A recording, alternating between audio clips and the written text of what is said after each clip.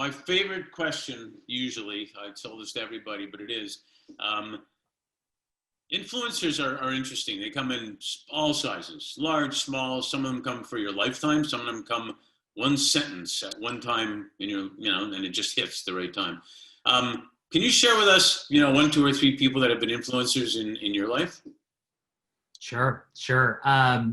One that comes right to mind is Wendell Berry, which is actually who I named my son after. So Wendell Rodriguez, downstairs right now, has some big shoes to fill that he's not quite aware of. And for folks who don't know him, Wendell Berry is a poet, writer, activist, and a spiritual person. I actually learned of him from my roots as a pastor, where I think a lot of folks would know him from the slow food movement and what he did to change farming practices. But he taught me a lot about the spirituality and the serendipity and the possibility in place, like when you're present. And that applies as much to pastoring as it does to Wall Street, as far as I'm concerned.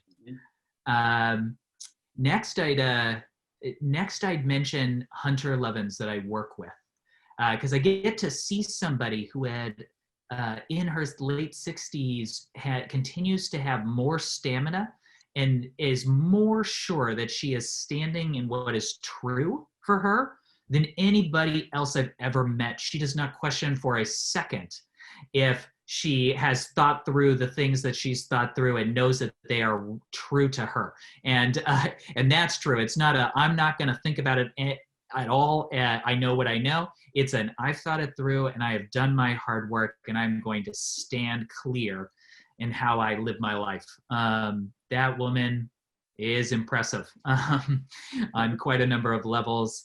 And then the last I would mention is an influencer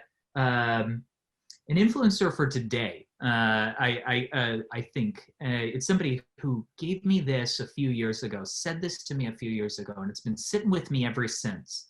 But I think in COVID times, but especially talking to the vulnerability we're looking at and the institutions and all the rest that are going to need some addressing right about now, is a woman named Akaya Windwood, who is a part of Opportunity Collaboration. I saw Topher Wilkins as a leader who cares, and Akaya works with him quite a lot.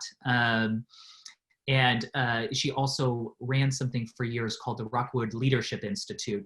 And one of the things she said to me was, Andrew, be kind, not nice. And I think in exactly this moment, that distinction is really important for people who. I like that. It's really important to know when what you're about to do is kind or not, and when what you are about to do is nice or not. Because for most progressives who are trying to change the world in this way or the other, they're probably off on both of them.